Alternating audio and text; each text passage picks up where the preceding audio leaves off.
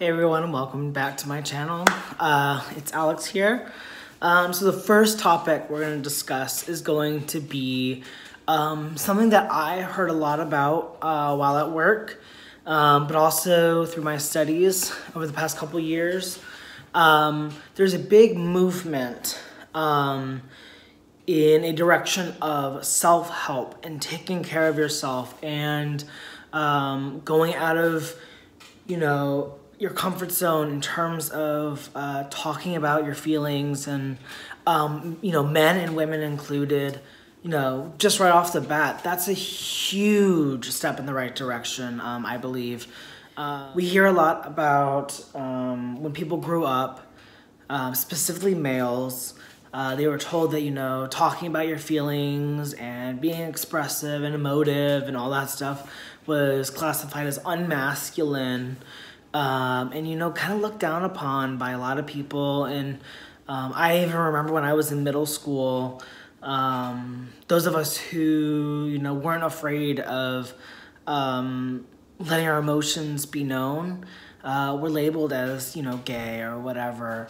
And there was just such a kind of a miscommunication about the importance of healthy expression of emotion that I think for my generation, definitely the generations before me, like my parents' generation, and definitely, before them, that is a disservice. A lot of people don't understand that, feeling sad and depressed is normal in the sense that there are things in our life that happen to us or we see, we experience, etc., that, make us feel not happy. And, the thing is with that is if you're told from a very young age that it's not appropriate for you to be feeling that way, your ability to cope with that emotion and that feeling, is going to be very difficult. It's going to be very different from, maybe your friends who are told by their, the people around them that,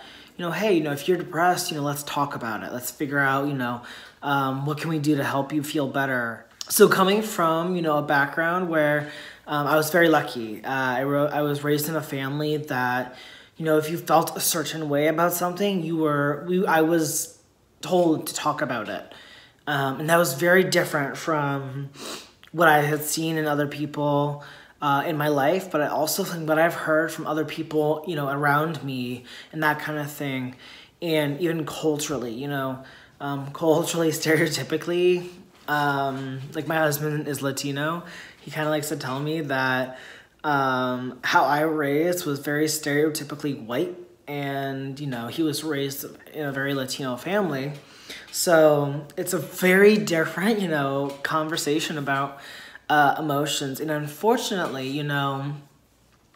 even within, if I'm just looking specifically at the white culture, because I can't comment on Latino culture because, I didn't have that experience. And while I can say, I've read a lot about it, I've seen it, etc., I'm not in a place where I can make a comment about it. Strictly because it's not appropriate for me as a white male to make comments about a culture that's not my own. So that being said, moving on, within the white stereotype of white males, strictly discussing the topic about masculinity, we live in a culture that's really unfortunately enforces a really negative connotation of masculinity and what it is to talk about your emotions and how you feel and all that stuff. And a lot of research has shown that young boys who are told from a very young age, and the thing is, you can even look at, the people around you, the people in your life, your buddies from school, etc., but also just, the stories of these high-ranking politicians in the news who have the boys will be boys concept and idea as they grew up, and even, now to be a justification for behavior. It's not normal. Toxic masculinity, by definition, is loosely defined as a definition of masculinity that is based partially in truth, but excessively based off of a historical belief that to be masculine or to be male is to show no emotion, to participate in activities that are classified as stereotypically male. So, whether that be sports, politics, even in some cases education, that kind of idea. But also the concept and idea that you have to assert a dominance over people, that is like, the definition of toxic masculinity. And I think what we kind of run into as a culture is we have the two factions. So we have like the younger generation. So people who are labeled as the millennials, and even not even the millennials because they're still a little older, but definitely like the younger generation. So people who were born from the 2000s on, they were raised in an environment by aging baby boomers, but also older millennials and that kind of thing. But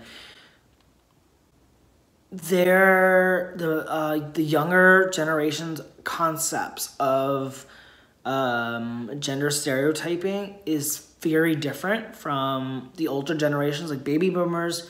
A lot of times I walk around and I hear a lot of older people talk about like, oh my God, these millennials, they don't know what they're doing, they're awful people and all this other stuff. And like one of the biggest arguments that I can give against that conversation is, look who raised them. A lot of the conversation that we have surrounding behavior and what was learned as a child, like nature versus nurture, comes from how your parents raised you. If you were raised in an environment that was open and caring and compassionate and encouraged honest dialogue about emotions, you most likely grew up with a more well-rounded conversation and understanding of what it is to feel and express emotion. But, if you were raised in a very stereotypically conservative environment where males, it was not male or masculine to cry, or express that you're unhappy about something, or you were told that if you're unhappy, you had to be angry. You had to exert your dominance in some way, whether it's anger, aggression, etc. And that you as a male saw females treated a certain way. They were pigeonholed into a specific category, whether it's you had to be pretty and you had to, play dumb to get the boy. There's a really famous line. I like to say it's famous because it's such a definition of what toxic gender stereotyping is. In the Broadway musical Mean Girls, there's a line in one of the songs that Katie Heron sings when she is flirting with the boy interest, whose name I do not remember. But the fact that she had to play dumb to get him to be interested in her, by definition, is what is wrong with gender stereotyping. There's no reason that an intelligent woman has to play dumb to get a male to pay attention to her. Plain and simple, you don't need to do that. You will find somebody who will like you for who you are, not for who you pretend to be. And as we see in that musical and in that story of Mean Girls, he finds out that she isn't stupid. Like, he realizes that she's been faking it and all that kind of things. And, that throws a big wrench into their relationship. And, what we learn from stories like Mean Girls and Clueless and that kind of thing, staples of like the 90s generation, is that sometimes staying in line with what a gender stereotype dictates for you is not always to your benefit. So Katie Heron, if anyone remembers the story, ends up not being happy. She basically almost kills somebody, X, Y, and Z. But the story of Mean Girls is based off of a very famous cult classic, Heathers. Very, very different feel. There's also a musical adaptation of Heathers where there's a song called "I'm Proud of My Dead Gay Son," I think it is. But the conversation that we have surrounding stereotyping and gender stereotyping all goes back to the discussion about emotions and what is, proper about emotions. My overall thing that I can say to you about self-help and taking care of yourself and healthy expression of emotions is, while our society may focus on,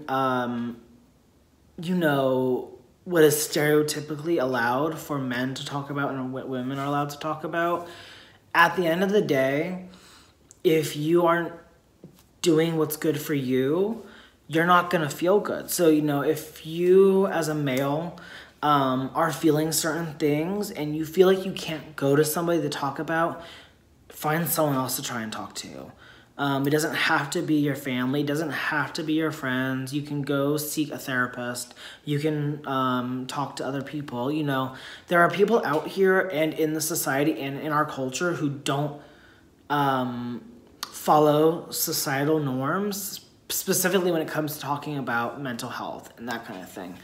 One of the biggest issues that I had talking about emotions is, while I wasn't raised to believe a certain thing about talking about emotions, culturally I was surrounded by very toxic masculine people, whether it was when I was in middle school or high school. Discussing emotions was not an easy thing for me. It definitely was not an easy thing for the people around me, both in my middle school and high school. The conversation surrounding mental health and self-help has to go back to how you were raised as a child and how your parenting was.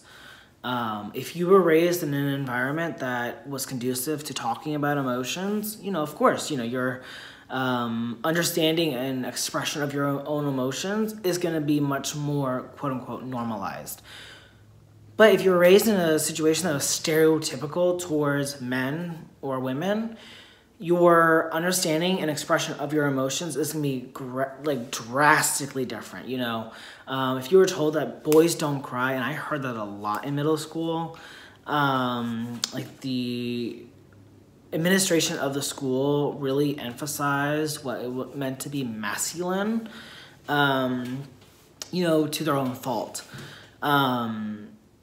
So being surrounded by that kind of toxic masculinity definitely did a number on my understanding of emotions and how I was, what was a proper way of expressing my emotions.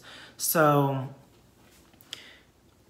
to tie everything back to the original topic, which was the seemingly overwhelming discussion and newness, quote unquote, newness of self-help and taking care of yourself. It's not a new topic, but the conversation about it has drastically shifted, specifically because there are men and women who are like, screw the gender story, the stereotypes. If I want to discuss how I'm feeling, it's perfectly normal to talk about how you're feeling. So if there's anything that you can take from this video is, do not let society dictate how you discuss your emotions and how you feel about talking about your emotions. Yes, talking about emotions can be very uncomfortable, even for the people who are the most open about how they're feeling and were raised in the best environment, whatever. Talking about emotions is difficult. It's not easy. It's uncomfortable. Sitting in a room with a therapist or with a friend or whatever, a confidant, whatever you want to do, is uncomfortable. It's very distressing. You can find out a lot about yourself, but you can also learn a healthy way of expressing yourself and dealing with emotions and that kind of thing, and also seeking help that you need. There is no shame in asking for help, whether you're a male or a female. There is absolutely no shame in asking for help. We there's so many people who we have lost who felt that they couldn't ask for help. And one of the biggest things that I will be working on through the Gratitude Project and, you know, just in general, is encouraging people who need the help to get the help.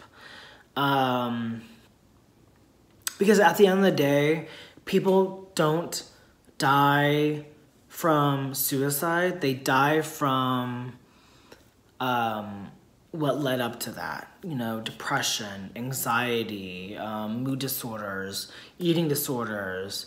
All those topics we'll discuss, you know, later on on this channel. But at the end of the day, there is no shame in talking about mental health. And that's going to be the biggest thing that I will reiterate over and over again on this channel, is that if you need help, get it. There's no shame in it.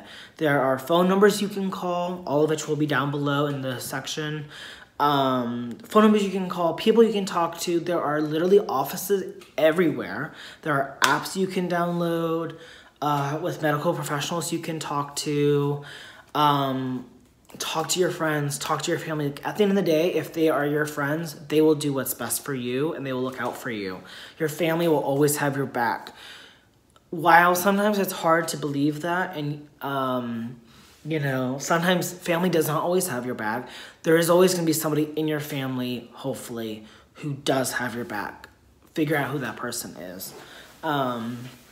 So, to recap, talking about mental health there's no shame in it. There's nothing wrong with it. It's healthy. You need to do it. The discussion around what is considered the new fad of mindfulness, meditation, self-help is not new. The only thing that's new is the approach that's being taken with it. It's men and women together talking about it, whereas before it was stereotypically women. And at the end of the day, if you need help, get it. There's no shame in it. Let me know what you guys want me to talk about next week. This is the first installment of Psych 101. If you have any questions, comments, concerns, etc., go ahead and comment them down below. Please hit the thumbs up. Let me know that you guys are watching the videos and you're enjoying them. But also, always just let me know if there's anything you want me to discuss specifically. I will do my research, make sure that I give you guys the most accurate information, and also the conversation from the different angles that there are, because specific topics like the connection of video games and violence, you know, there's a lot of people who feel very differently about that topic, and that's kind of one of the examples. But everything that I say will be based off of research and stuff that I've learned myself. So if you have questions, let me know. Comments, definitely do that. One disclaimer I will say is I am not a professional in the field of psychology. I am still a student. So therefore, at the end of the day, my advice is strictly advice. It's not medical guidance. If you need help, get help from a professional or call one of the numbers that's going to be down below. You know, that being said, thank you for watching. Welcome to the Gratitude Project. I'm excited to see where we go from here. Have a good one.